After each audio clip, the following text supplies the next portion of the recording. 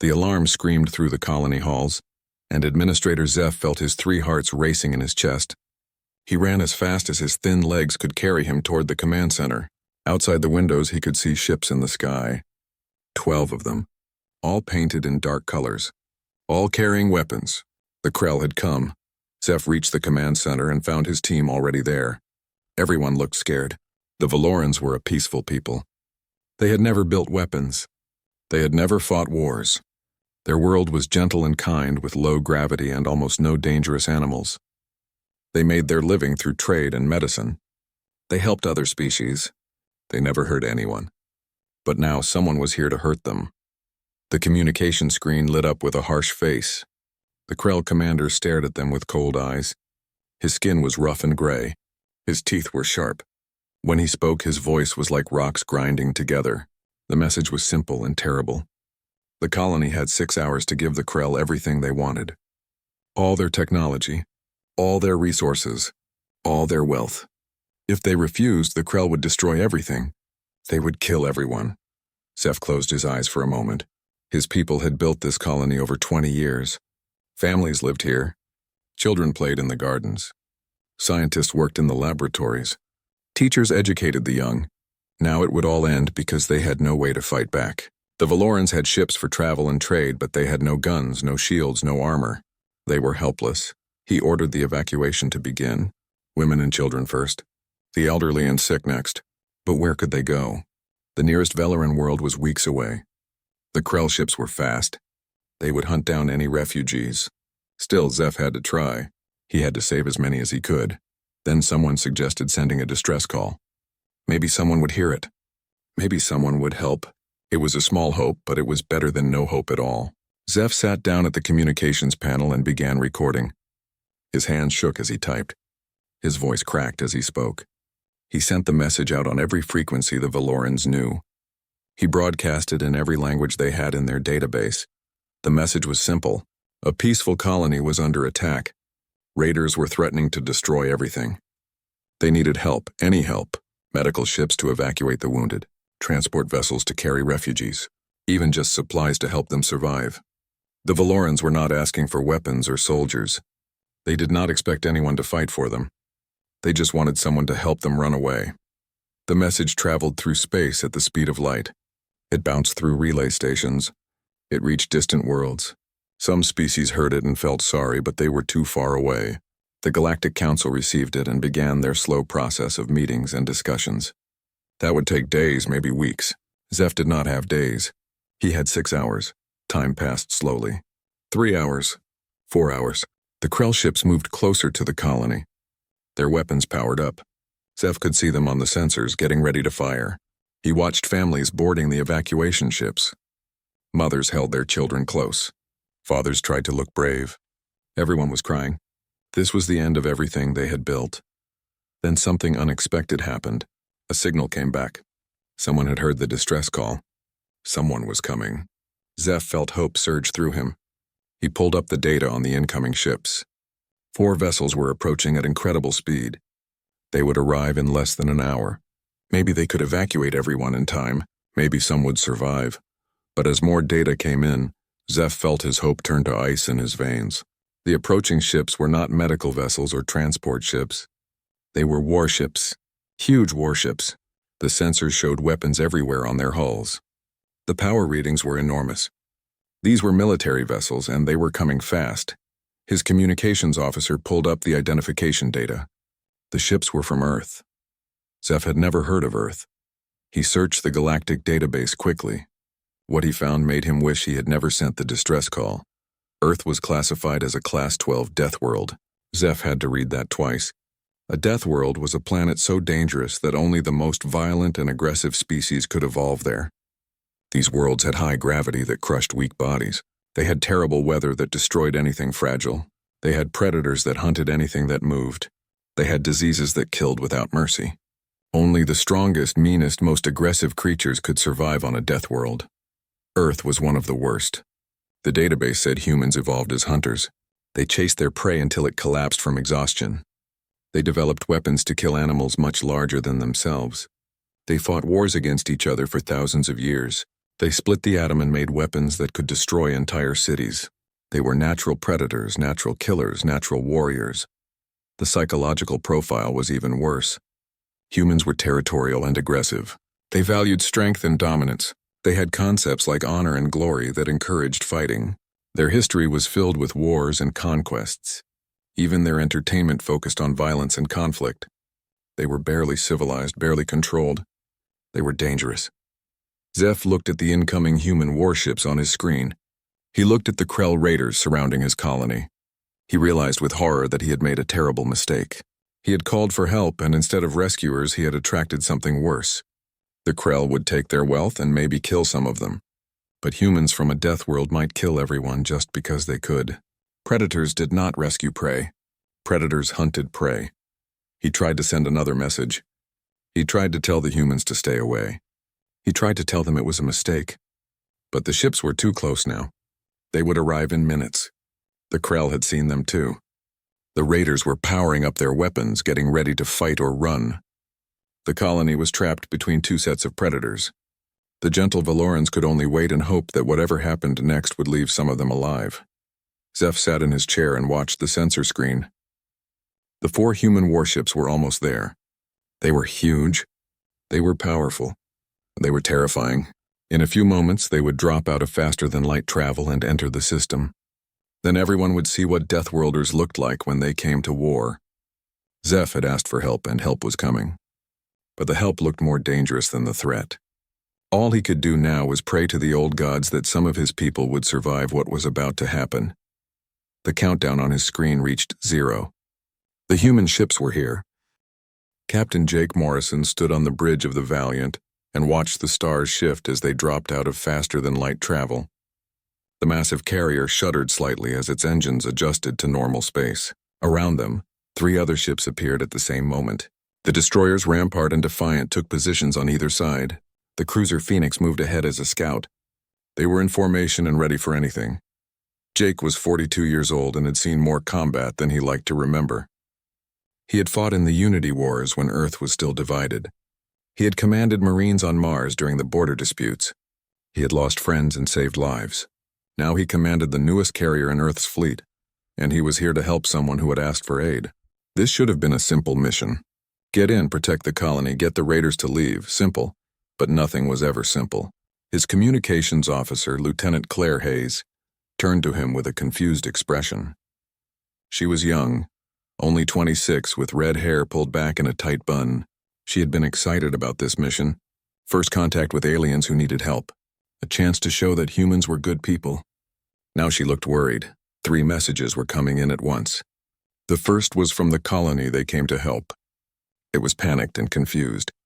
They were begging the humans to leave. They were saying it was a mistake. They did not want help anymore. Please go away. Jake frowned. That made no sense. They sent a distress call. Now they wanted them to leave. The second message was from the raider ships. 12 vessels were scattered around the colony. They looked dangerous but not too advanced. The raiders were claiming the colony belonged to them.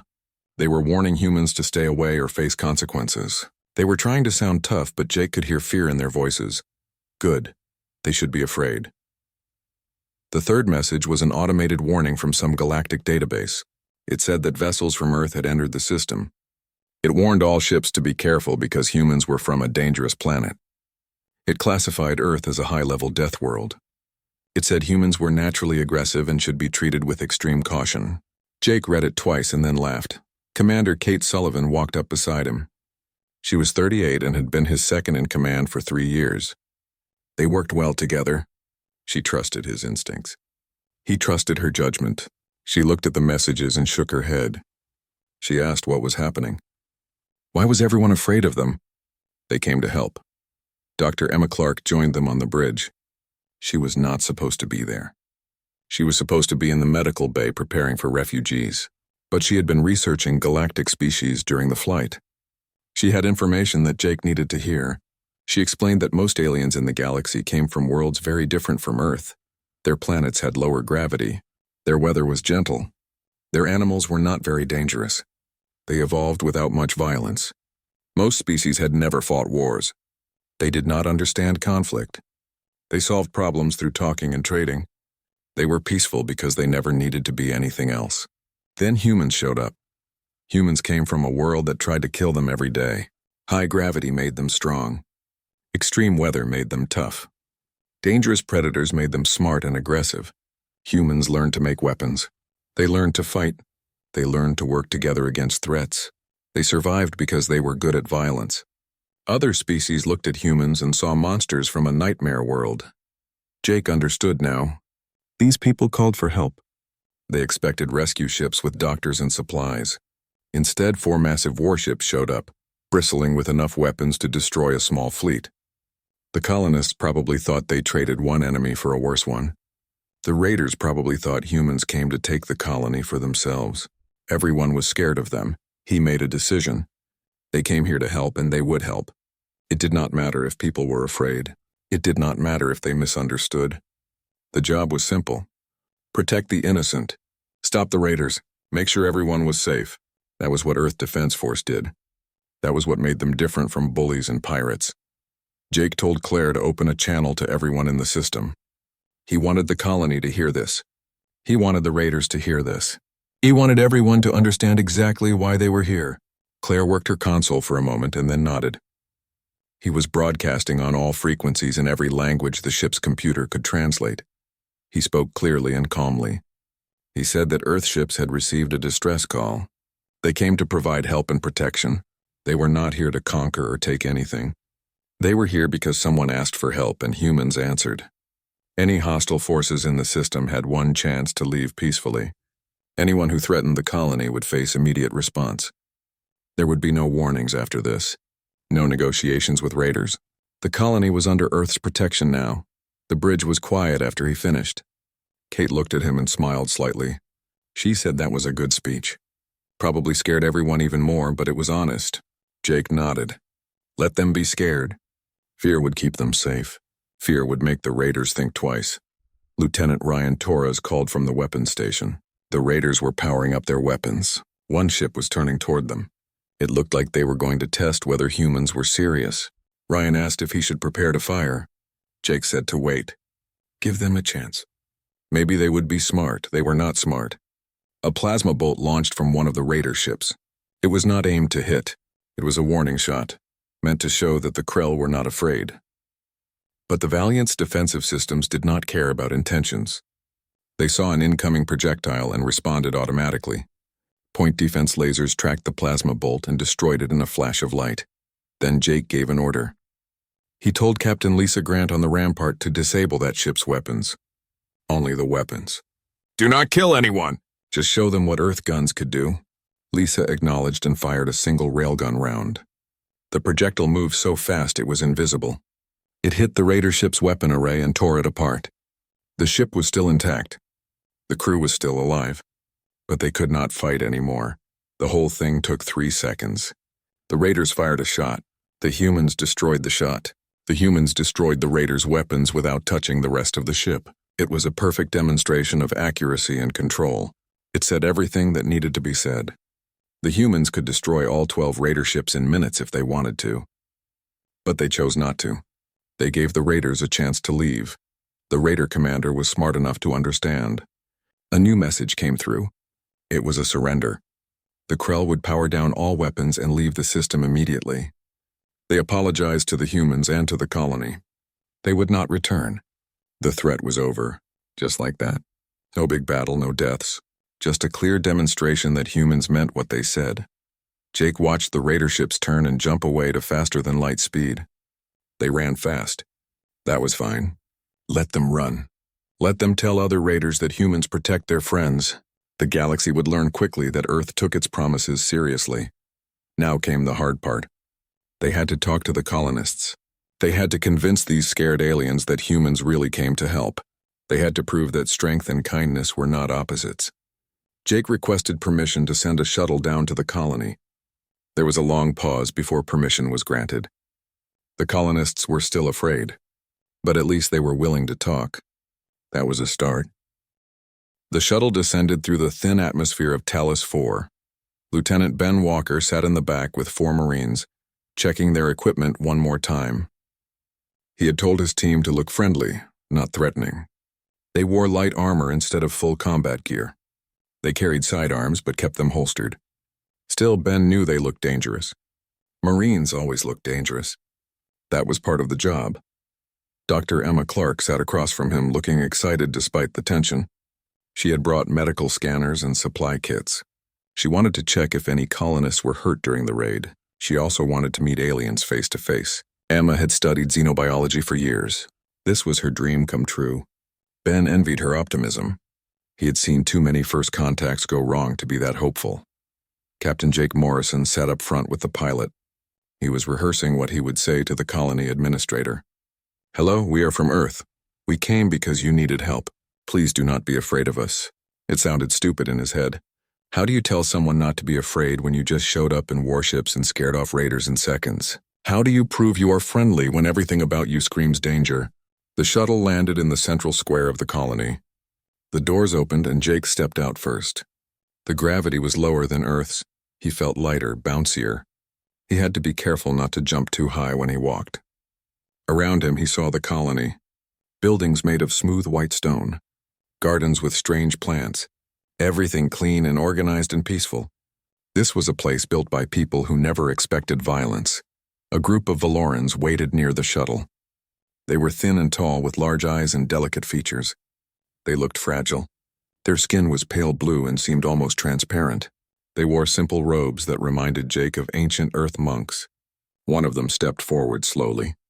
This must be Administrator Zeph. Jake removed his helmet and smiled. He tried to look as non-threatening as a human warrior could look. He extended his hand in greeting, then remembered that aliens might not know that gesture. He lowered his hand and spoke through the translation device on his belt. He introduced himself and thanked Zeph for allowing them to land. He said humans were here to help in any way they could. Zeph stared at him for a long moment. The alien's large eyes were full of fear and confusion. Finally, Zeph spoke. His voice was soft and musical even through the translator. He asked why humans came. He asked what humans wanted. He asked if they would leave if the Valorans paid them. The questions hurt. These people thought humans were just better armed raiders. Jake spoke carefully. He explained that Earth had a tradition. When someone called for help, you answered. It did not matter who they were. It did not matter if you knew them. If someone needed protection, you protected them. If someone was in danger, you helped them. That was what good people did. That was what separated civilization from chaos. Humans came because the Valorans asked. Nothing more. Nothing less. Zeph listened and seemed uncertain. He asked if humans wanted payment. Resources. Technology. Territory? Jake shook his head. The only thing humans wanted was to know the colony was safe. If the Valorans had injured people, Dr. Clark would treat them. If they had damaged buildings, human engineers would help repair them. If they were worried about more raids, human ships would stay nearby for a while. All of this was free. Friends helped friends. That was how it worked. Emma stepped forward with her medical scanner. She asked Zeph if she could examine him to make sure he was not injured. She explained the scanner was harmless. It just took readings of his body to check for damage. Zeph looked at Jake, then at Emma, then nodded slowly. Emma ran the scanner over him and smiled. She said he was healthy but very stressed. She could give him something to help him relax if he wanted. Zeph politely declined. Ben and his Marines spread out to look at the colony. They found damaged buildings where the Krell had broken in to steal things. They found scorch marks where weapons had fired. They found frightened families hiding in their homes. Ben started organizing repair work. His Marines pulled out tools and began fixing broken doors and shattered windows. They worked quickly and efficiently like they had done this 100 times before. A young Veloran child peeked out from behind a building. The child stared at Sergeant Nina Ross with huge eyes. Nina was tall and strong with dark skin and short black hair. She wore armor and carried a rifle. She probably looked like a monster to the child. But Nina smiled and knelt down. She pulled off her glove and showed the child her hand. 5 fingers, just like Valorans had. She waved. The child waved back shyly. Nina pulled a small chocolate bar from her pocket. Human soldiers always carried snacks. She offered it to the child. The child's parent rushed out, worried, but Nina held up her hands to show she meant no harm. She broke off a tiny piece of chocolate and ate it herself to show it was safe. Then she offered the rest to the child. The child took it carefully, tasted it, and smiled. The parent relaxed slightly. Word spread through the colony. The scary Deathworlders were fixing things. They were being kind. They were not demanding anything. They were not hurting anyone. More Velerans emerged from hiding. They watched the humans work. They saw these giant warriors with their weapons and armor gently repairing homes and helping families. It did not match what they expected. It did not match what the database said about Deathworld species. Emma set up a medical station in the town square. She treated Velerans who had been injured during the raids. Burns, cuts, broken bones from falling while running away. She worked carefully, explaining everything she did. Her hands were steady and gentle. She talked to her patients, asking about their families, their lives. She treated them like people, not like aliens or victims. Just people who needed help. Jake sat with Zeph and explained human history. It was not a pretty story. Earth had known terrible wars. Millions had died. Cities had burned. Humans had done awful things to each other, but they learned from their mistakes. They learned that violence should protect, not destroy. They learned that strength meant defending the weak, not bullying them. They learned that the greatest warriors were the ones who fought for others, not for themselves. Zeph asked a question that had been bothering him. Why were humans so heavily armed if they came in peace? Why did they have so many weapons? Why were their ships built for war? Jake answered honestly. Because the galaxy was not safe. Because raiders existed. Because bad people threatened good people. Humans built weapons so they could protect those who could not protect themselves. A gun in the hands of a good person was a shield. A gun in the hands of a bad person was a threat. The weapon was not the problem. The person holding it was what mattered. The day passed slowly.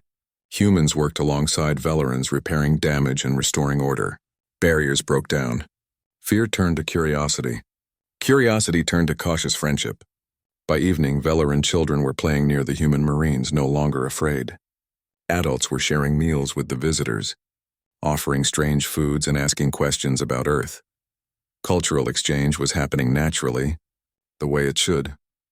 But while the colony learned to trust humans, news of the incident spread across the galaxy. Other species heard that Deathworlders had intervened in a local conflict. Some praised them. Many feared them. The story grew and changed with each telling. Some said humans destroyed the Krell fleet. Others said humans occupied the colony. Rumors spread faster than facts. The galaxy was talking about Earth, and most of what they said was wrong. The Galactic Council debated what to do about humans. Should they restrict human ships? Should they demand limits on human weapons? Should they welcome humans as protectors or fear them as conquerors? The council was divided and confused. They did not understand that humans were both dangerous and kind, violent and compassionate warriors and healers. They did not understand that these were not contradictions. They were what made humans strong. 3 weeks had passed since the first encounter. The human ships remained in orbit around Talos 4, keeping watch. Captain Jake Morrison had reported everything to Earth Command. They told him to stay and protect the colony. Earth wanted to prove they could be trusted. Earth wanted to show the galaxy what humans stood for, so the Valiant and her escort stayed. The Velerans had grown comfortable with their human protectors. Children waved at the Marines who patrolled the streets. Adults invited human officers to their homes for meals. Dr. Emma Clark had become close friends with several Veleran scientists. They shared research and ideas. Cultural barriers were breaking down. This was how it was supposed to work. Different species learning from each other, helping each other, becoming friends. Then the sensors screamed. Lieutenant Claire Hayes checked her console twice before she believed what she was seeing. 60 ships had just dropped out of faster-than-light travel at the edge of the system. 60 warships, all of them Krell. They had come back and they had brought everything they had. Jake stood on the bridge and studied the tactical display. 60 against 4. Those were bad odds by anyone's measure. But he had faced bad odds before. He had fought outnumbered on Mars. He had survived because he had better training, better weapons, and better people. His crew was the best Earth had. His ships were the newest and most advanced. The Krell had numbers. Humans had everything else. He sent an immediate message to Earth Command. They responded with clear orders. Defend the colony. Use whatever force was necessary. Do not let the Krell threaten civilians. Earth was watching. The galaxy was watching. This was the moment that would define how other species saw humanity for generations to come. No pressure. Jake ordered the evacuation to begin. Velorans, who could not fight, needed to get to the underground shelters. Zeph coordinated his people with calm efficiency. 3 weeks ago, he had been terrified. Now he trusted the humans completely. He told his people that the Deathworlders would protect them. They just needed to stay underground until it was safe. The children were scared, but they went quietly. They believed in the humans, too. Commander Kate Sullivan called all ships to battle stations. The Rampart and Defiant moved into position on the flanks. The Phoenix pulled ahead as the forward striker. The Valiant held the center. 4 ships against 60. Kate had run the simulations. The computer gave them a 70% chance of victory with acceptable losses. That was if everything went perfectly. Nothing ever went perfectly. The Krell fleet approached in a massive formation designed to overwhelm through numbers. Their commander broadcast a message. It was simple and brutal. The humans would leave immediately or be destroyed. The Krell had been humiliated 3 weeks ago. They had run from 4 human ships. Their honor demanded revenge. They would reclaim their reputation by crushing the Deathworlders. Then they would take the colony and everything in it. Jake responded with equal simplicity. The colony was under Earth's protection. The Krell had one chance to turn around and leave. If they attacked, they would regret it. This was not a threat. It was a promise. Earth did not abandon its friends. Earth did not back down from bullies. The Krell could leave or die. Their choice, the Krell chose poorly. 60 ships opened fire at once. Plasma bolts and missiles filled space between the 2 fleets. It looked overwhelming. It looked like the humans were doomed. But appearances were deceiving. The human point defense systems activated. Hundreds of small lasers tracked incoming fire and destroyed most of it before it reached the ships. A few plasma bolts hit shields and dissipated harmlessly. Not a single human vessel took real damage. Then the humans showed what Earth technology could do. The Valiant launched fighters. Small, fast craft piloted by Lieutenant Chris Bradley and his squadron. 20 fighters swarmed into the Krell formation like angry wasps. They moved in patterns that confused Krell targeting computers. They fired missiles that tracked their targets with perfect accuracy. Each fighter took out multiple Krell weapons systems. The Krell ships found themselves suddenly disarmed, unable to fight back. The destroyers Rampart and Defiant demonstrated the power of railgun technology. Captain Lisa Grant fired from extreme range. A solid metal slug accelerated to incredible speed. It hit a Krell warship and tore through its engine section. The ship went dark, drifting and helpless. Captain Paul Reed targeted another ship and achieved the same result. 2 shots. 2 disabled enemy vessels. The Krell had never seen weapons that could strike from so far away with such accuracy. The cruiser Phoenix, commanded by Captain Sam Turner, unleashed its missile systems. Each missile had its own guidance computer. Each one could think and adapt. The Krell tried to shoot them down, but the missiles dodged and weaved. They split up and attacked from multiple angles. One salvo of missiles disabled 4 Krell ships at once. Their engines were destroyed. Their weapons were gone. Their shields were down. They were floating wrecks, unable to fight or flee. The battle lasted 20 minutes. 20 minutes of humans demonstrating why Deathworld species were so dangerous. The Krell had numbers and experience. The humans had precision and technology. The Krell fought like warriors. The humans fought like scientists who had perfected the art of war. Every shot counted. Every move had a purpose. Nothing was wasted. It was beautiful and terrible at the same time. Half the Krell fleet was disabled and drifting. The other half was desperately trying to regroup. Jake could have destroyed them all. His weapons were still mostly unused. His shields were at full strength. His crew was ready to finish this, but he did not want to kill anyone if he could avoid it. Death was easy. Mercy took strength. He broadcast a final message to the Krell. Stop fighting. Power down weapons. Surrender. Or the next volley would target life support systems, not just engines and guns. The humans had shown they could hit whatever they aimed at. The Krell knew what would happen if they continued. They would die. All of them. For nothing. The Krell commander made the hardest decision of his life. He transmitted surrender codes. All Krell vessels powered down their weapons. The battle was over. A warrior culture that had raided and conquered for centuries had just been defeated by 4 ships from a species they had never heard of a month ago. The humiliation was complete. The defeat was absolute. But then something happened that confused the Krell more than the defeat. The humans began helping them. Medical shuttles launched from the Valiant. Dr. Clark and her team transferred to damaged Krell ships. They treated wounded raiders. They stabilized failing life support. They helped repair critical systems so the ships could limp home. The humans were saving the people who had just tried to kill them. Commander Thrax, the Krell leader who had fled 3 weeks ago, was the one who had brought the fleet back. He had demanded this battle. He had promised his people that they would destroy the humans and reclaim their honor. Now he sat in his damaged command chair and watched human doctors save his warriors. He did not understand. In Krell culture, you killed your enemies or enslaved them. You did not help them. What kind of species won a battle and then saved the losers? Jake arranged a communication link with Thrax. He explained clearly and calmly. The battle was over. The Krell lost. That was done. Now they needed to focus on keeping everyone alive. The humans would help repair the Krell ships enough to get home. They would provide medical care to the wounded. They would even give them supplies for the journey. But in exchange, the Krell would never threaten this region of space again. They would spread the word that the Velaran colony was protected. Anyone who attacked it would face Earth's response. Thrax accepted the terms. He had no choice. But he also felt something strange. Respect. These humans had defeated the Krell completely.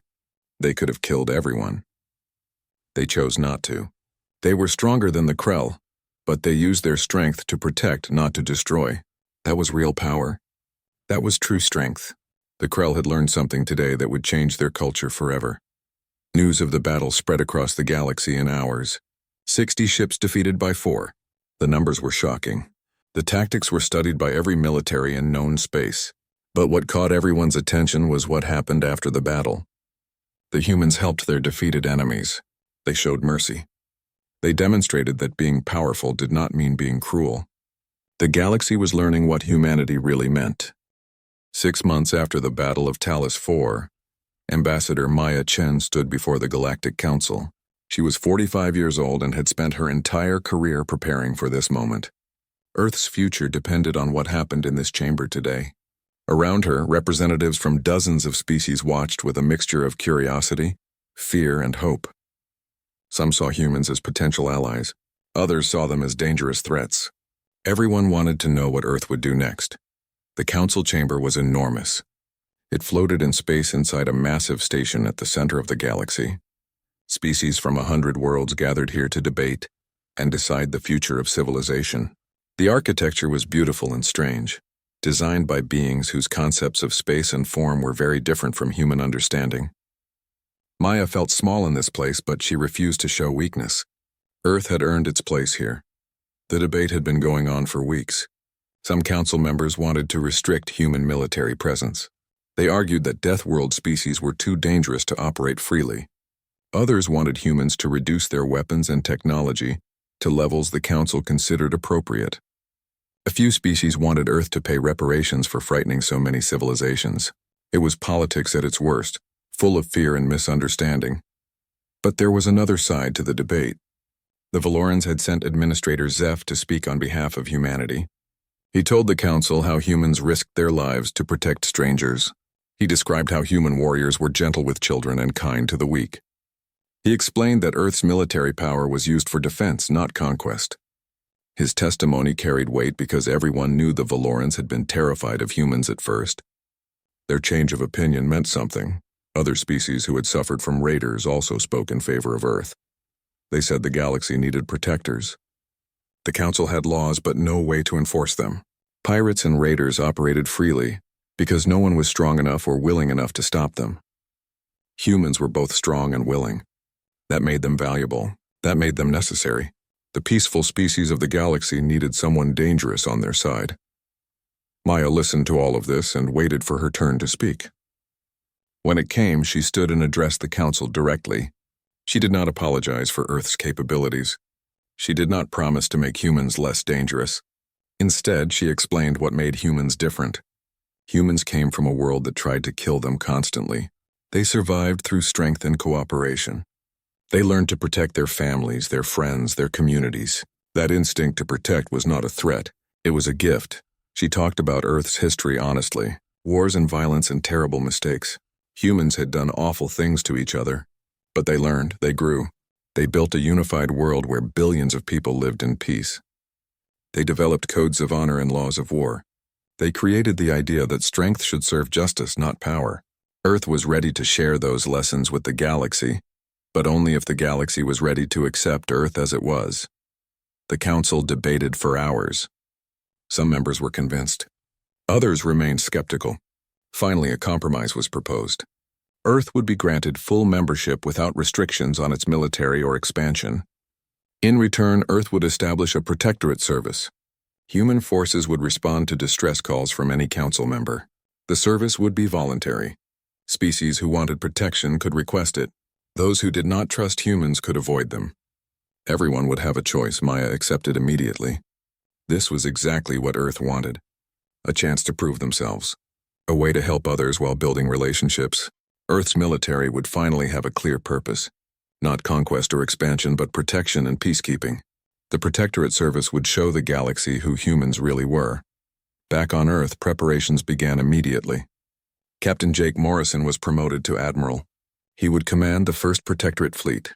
10 carriers, 30 destroyers, and support vessels were assigned to patrol Council space. Lieutenant Ben Walker became Colonel and took charge of the Rapid Response Marines.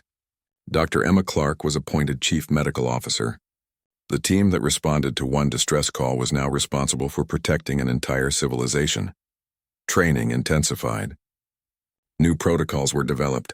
Human military doctrine changed to focus on protection rather than conquest. Rules of engagement were written to minimize casualties and respect local cultures. Every officer in the Protectorate Service studied alien psychology and customs. Earth wanted its warriors to be diplomats as well as fighters. Knowledge and understanding were as important as weapons and tactics. The first year of the Protectorate Service was busy. 17 distress calls came in. 12 were resolved just by showing up. Raiders and pirates saw human ships arriving and fled immediately. Word had spread about what happened at Talos 4. No one wanted to fight Deathworlders. 3 situations required limited military action. Human forces disabled hostile ships and captured criminals for trial in council courts. 2 calls were for natural disasters. Human engineers and medical teams provided crucial assistance with floods and earthquakes. Slowly, perceptions changed. Species that feared humans began to see them as reliable protectors. Young aliens from peaceful worlds began applying to train with human military units. They wanted to learn how to defend themselves and their people. Human academies opened on Earth and Mars, accepting students from across the galaxy. Cultural exchange happened naturally. Humans learned from aliens. Aliens learned from humans. Understanding grew. Even the Krell changed. Commander Thrax, who had been defeated at Talos 4, spent months studying human military philosophy. He wrote papers about honor in warfare and the strength found in restraint.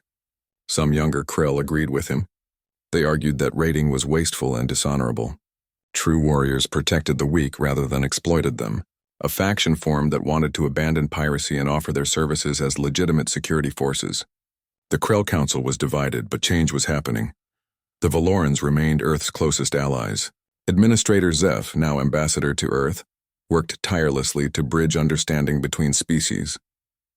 He wrote a book called Understanding the Deathworlders that became required reading in diplomatic schools. The book explained human psychology and culture. It taught other species how to work with humans. It showed that humans were dangerous, yes, but only to enemies of peace and justice. To friends, humans were the most loyal allies anyone could ask for. Trade flourished between Earth and Council species. Humans offered technology and protection. Others offered resources and knowledge. Earth gained access to medical advances that eliminated diseases. Humans shared agricultural techniques that fed billions. Everyone benefited. This was how civilization was supposed to work. Different species cooperating for mutual benefit. Competition without conflict. Progress without war. But not everyone was happy. Some species resented human influence. They claimed humans were taking over. They said the Protectorate Service was just occupation with a friendly name. They predicted humans would eventually demand tribute or territory in exchange for protection. These voices were loud but few. Most council members saw humans as genuine allies, not hidden threats. Admiral Morrison dealt with these concerns directly. He gave interviews. He opened human bases to inspection. He published detailed reports about every protectorate operation. Transparency was crucial. Humans had to prove they meant what they said. Every action had to match Earth's words. Trust was earned slowly through consistent behavior. 2 years after first contact at Talos 4, a massive conference was held at the Council Station. Representatives from 40 species gathered to discuss galactic security. Human vessels provided protection for the gathering, a role that would have seemed impossible when Earth first achieved faster-than-light travel. Jake Morrison stood on the bridge of the new supercarrier Unity and watched delegates arriving. He thought about how far humanity had come. They entered galactic society uncertain and feared. They responded to one distress call and changed everything, not through conquest or intimidation, not through demands or threats, simply by demonstrating that strength and compassion were not opposites. The Deathworlders from Earth taught the galaxy an important lesson. The most dangerous warriors often make the best protectors because they understand the cost of violence and choose to prevent it. Earth's violent history became the foundation for peace. Humans who once fought each other to survive now fought to ensure others never had to experience the same pain. The species that perfected warfare became the guardians of those who knew nothing about war. It was ironic and beautiful and exactly right. The galaxy asked for help and humanity answered. That simple act defined the future for everyone. 5 years after the incident at Talos 4, the galaxy was a different place. Trade routes that had been dangerous were now safe. Colonies that lived in fear of raiders now slept peacefully. The Protectorate Service had responded to over 200 distress calls. Most ended without violence. The reputation of human warriors was enough to make criminals reconsider their choices. Those who ignored the warnings learned quickly why Deathworld species were respected and feared. Admiral Jake Morrison walked through the corridors of the Unity, his flagship. At 47, he felt older than his years, but also more satisfied than he had ever been. His career had been about fighting wars. Now it was about preventing them. That change made everything worthwhile. Every day without battle was a victory. Every colony protected was a success. The old warrior had found peace in protecting others. He stopped at an observation window and looked out at the stars. 36 human vessels patrolled this sector of space. 10 times that number guarded other regions. Earth had built a fleet designed for protection, not conquest. Every ship was crewed by volunteers who believed in the mission. Young men and women from Earth and Mars and the outer colonies. They joined because they wanted to help. They served because they believed strength should defend the weak. But the fleet was not just humans anymore. Other species had joined the Protectorate Service. Fellerins served as medical staff and cultural advisors. Krell warriors, reformed from their raiding past, worked as security experts and trainers. Species from 24 worlds contributed personnel and resources. The Protectorate had become a truly galactic organization, united by a common goal. Protect the innocent. Uphold justice. Maintain peace. Jake received a communication request. It was from Administrator Zeph, now living on Earth as the Valoran ambassador. The two had become close friends over the years. They spoke regularly about politics, culture, and the future of galactic cooperation. Jake accepted the call and saw Zeph's familiar face appear on the screen. The Valoran looked tired but happy. Zeph had news. The Galactic Council had voted to establish a permanent peacekeeping force modeled after the Protectorate Service. It would be officially sanctioned and funded by the Council itself. Humans would lead it because they had proven themselves trustworthy. Other species would contribute ships and personnel. It would be the galaxy's first real military force dedicated purely to defense. After centuries of having no way to enforce its laws, the Council would finally have teeth. Jake felt pride hearing this. Earth had changed the galaxy, not through war or conquest, but through example, by showing that military power could serve peace, by proving that warriors could be protectors, by demonstrating that strength without compassion was just bullying, but strength with compassion was justice. These were lessons Earth learned through painful experience. Now the whole galaxy would benefit from that knowledge. He thought about the journey that brought them here. 5 years ago, they received a distress call from people they had never met. They responded because it was the right thing to do. That simple decision changed everything. Humans could have ignored the call. They could have demanded payment. They could have used their military advantage to conquer and control. But they chose differently. They chose to help. That choice defined who humanity was in the eyes of the galaxy. Dr. Emma Clark was still with the fleet. Now she was Chief Medical Officer for the entire Protectorate service. She had trained hundreds of doctors from dozens of species. Her medical protocols saved thousands of lives every year. She had also written several books about comparative biology that were used in universities across known space. She proved that humans were not just warriors. They were healers, teachers, and scientists too. Colonel Ben Walker commanded the 4th Marine Division now. His Marines were legendary for their effectiveness and their restraint. They could fight like demons when necessary, but they preferred to resolve conflicts peacefully. Ben trained his soldiers to be diplomats as well as warriors, to understand cultures, to respect differences, to use minimum necessary force. His division had the highest success rate and the lowest casualty counts in the Protectorate. Violence was the last resort, not the first choice. Commander Thrax, the Krell who had been defeated at Talos 4, had transformed his entire culture. He led a movement of reformed Krell who rejected raiding and piracy. They offered their services as security consultants and peacekeepers. Many joined the Protectorate service. Others formed private security companies that protected trade routes and colonies. The Krell reputation was changing from feared raiders to respected protectors. It proved that even warrior cultures could evolve and grow. Jake visited Talos 4 once a year. The colony had grown and prospered under human protection. The population had doubled. New buildings rose where damaged ones had been repaired. Gardens flourished. Children played safely. The colony was a symbol of what galactic cooperation could achieve. Humans protected. Velorans traded and researched. Both species benefited. Both grew stronger together than they ever could have been apart. The memorial stood in the center of the colony. It was a simple structure, but it meant everything. A recording of Administrator Zeph's original distress call played on repeat. Visitors from across the galaxy came to hear it. The desperate plea for help that reached across light years. The message that brought humanity into galactic civilization. The call that changed the future for everyone. The memorial's inscription was simple. They asked for help. We answered. And that made all the difference. Jake stood before that memorial during his visits and remembered that day.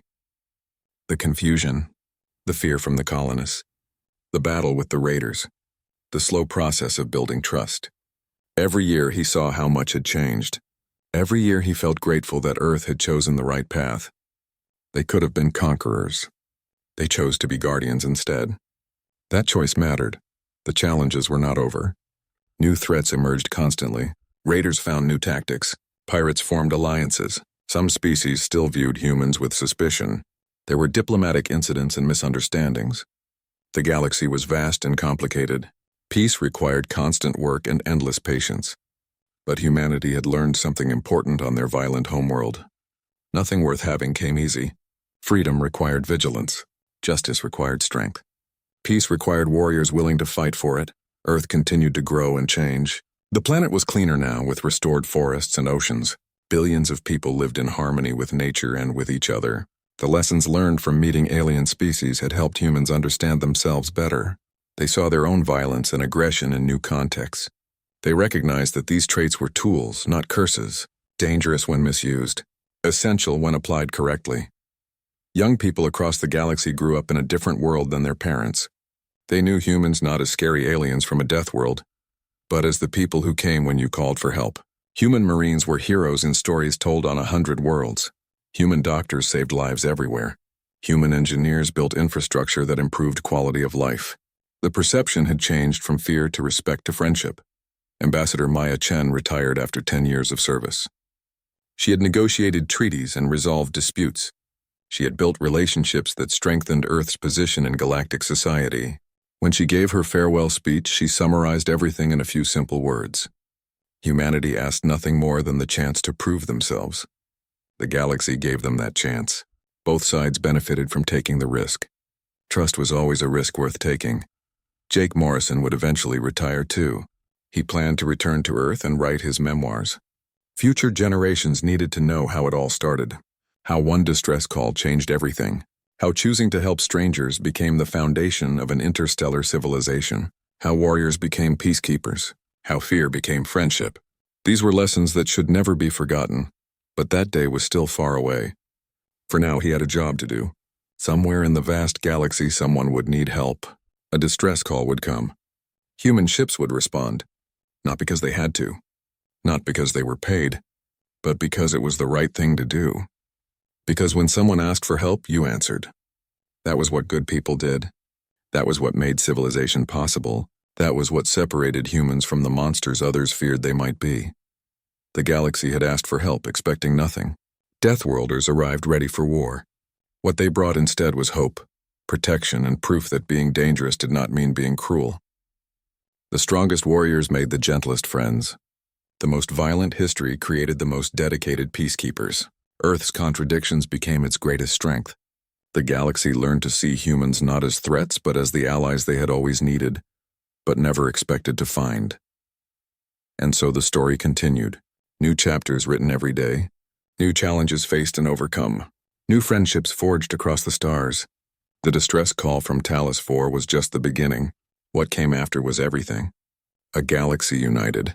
A civilization protected. A future secured. All because one species from a dangerous world decided that their strength should serve others. All because humans chose to be guardians instead of conquerors. All because they answered when others called for help.